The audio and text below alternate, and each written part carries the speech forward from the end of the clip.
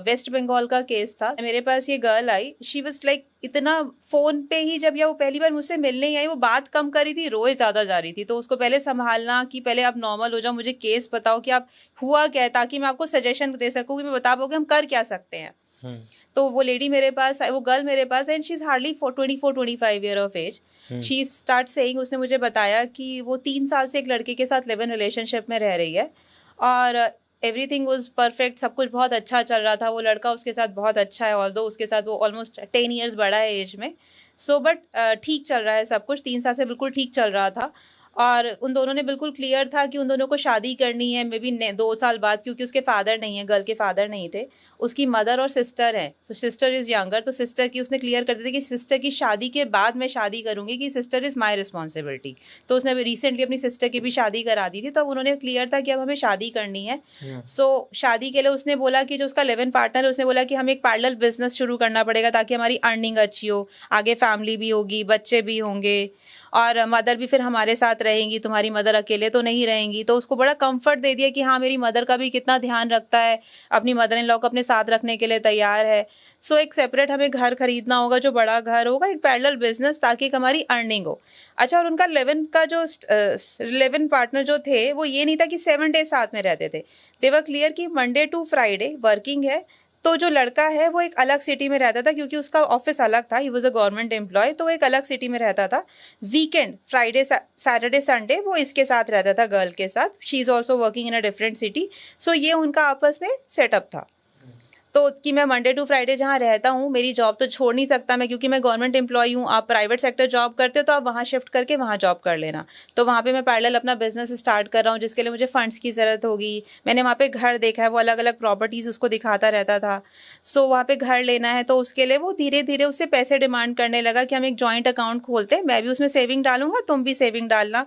तो तुम अपनी सैलरी का एक्स अमाउंट उसमें डालो, मैं भी एक्स अमाउंट उसमें डालूंगा।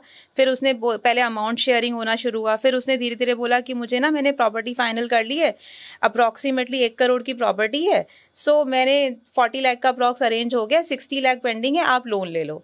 तो उसने 30-40 लाख का लोन भी उसको मिल गया। उसने वो लोन अमाउंट पूरा वहाँ पे डिस्पर्स करा दिया उसके उस अकाउंट में। तो धीरे कर ऐसे करके उसने इन टोटालिटी अप्रॉक्सीमेटली 80 लाख उसको ट्रांसफर कर दिए, लोन, अपनी सैलरी।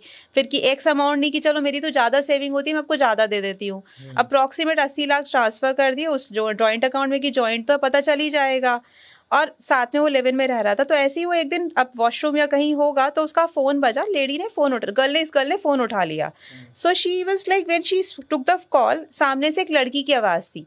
तो लड़की ने भी इस लड़की की आवाज़ सुनी, तो शी बोला कि तुम कौन हो? उसने बोला तुम कौन हो, तुमने फ़ोन किया है? सो शी सेड कि मैं तो इसकी वाइफ हूँ। तुम कौन हो जिसने फ़ोन उठाया? सो शी गॉट शॉक कि वाइफ कहाँ से आ गई? तो उसने फ़ोन डिस्कनेक्ट कर दिया, बॉय को बाहर बुलाया, पूछा कौन है ये लड़ी, कौन है जो कह रही है वाइफ है? अब मेरी अभी इससे बात करा। उन दोनों में आर्ग्यूमेंट स्टार्ट हो गई। तो उसने बोला कि ऐसा कुछ भी नहीं है, मैं अभी बाहर अर्जेंट काम के लिए जा रहा हूँ, इंपॉर्टेंट वर्क है, मैं शाम को आके तुम्हें सारा एक्सप्लेन करूँगा। ये कह के वो अपना फ़ोन लेके चला गया। शी वेटेड 3 डेज 4 डेज, वो आया ही नहीं। उसने फ़ोन किए, बहुत सारे कॉल्स करे, नो रिस्पॉन्स। उसके ऑफिस में कॉल किया, क्योंकि उसके पास सिर्फ ऑफिस का एड्रेस था, नो रिस्पॉन्स, कि सर तो छुट्टी पे है। तो तब वो फिर हमारे पास आई कि मुझे इन्वेस्टिगेशन करानी, ये है कौन, बिकॉज इसने मेरे सारे पैसे ले लिए, मेरा लोन चल रहा है, मैंने अपने सिस्टर की शादी में भी लोन लिया है, मेरी लाइफ में कुछ नहीं बचा है। मुझे पता तो चले हुआ क्या है मेरे साथ, है क्या, ये कौन है? सो फिर जब हमने इन्वेस्टिगेशन करी, क्योंकि उसके पास कुछ नहीं था, सिर्फ उसका नाम, फ़ोन नंबर, फोटोग्राफ और एक ऑफिस का एड्रेस था, जहाँ पर उसे भी पता नहीं है कि वो जॉब करता भी है या नहीं करता। कितनी ही सैड बात है कि आप किसी इंसान के साथ 3-4 साल 5 साल कितने साल से रह रहे हो, और उसके बाद आपको ये सवाल किसी और से पूछना पड़ता है कि मैं जिसके साथ रह रहा हूँ या जिससे मैं इतना ज़्यादा प्यार कर रहा हूँ, ये है कौन? करेक्ट। कितना ही दुख भरा सवाल है। और प्लस ये देखो कि वो लड़की ने कितना ट्रस्ट किया उस लड़के पे। उसके फादर भी नहीं थे, she was the only earning member, क्योंकि मदर भी हाउसवाइफ थी। सिस्टर की वो शादी कर रही थी, उसने शादी करी पैसे इकट्ठे करके। सो फिर जब हमने इन्वेस्टिगेशन करी, सबसे पहले हमने उसका घर लोकेट किया, रहता कहाँ है, ऑफिस लोकेट किया कि वो करेक्ट बताया भी था उसने या नहीं बताया था, कि एक्चुअली वो गवर्नमेंट एम्प्लॉय है या नहीं है। सो व्हेन वी इन्वेस्टिगेट, सिर्फ नाम, फ़ोन नंबर और फोटो से, जो एक्चुअली एक करेक्ट इन्फॉर्मेशन थी। So we shock to know कि वो एक्चुअली गवर्नमेंट एम्प्लॉय नहीं था, he was working on a private job, तो उसने अपनी आइडेंटिटी ही गलत दी थी।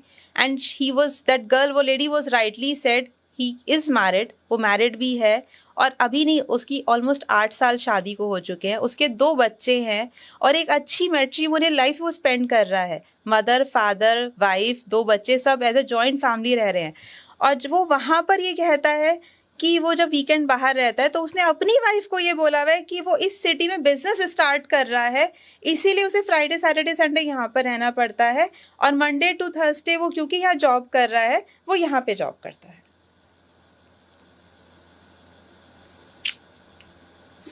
इस क्लाइंट को जब मैंने ये बताया, उसे हमने वीडियोस भी दिखाए, फोटोज भी दिखाए, और जब ये सारी रिपोर्ट दी, वो इतना ज़्यादा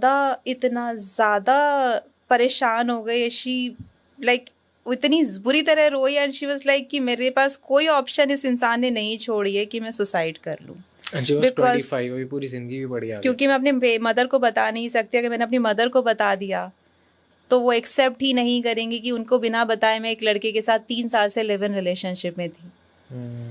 और मैंने अपनी सारी सेविंग्स, इवन लोन लेके भी सारे पैसे उस लड़के को दे दिए।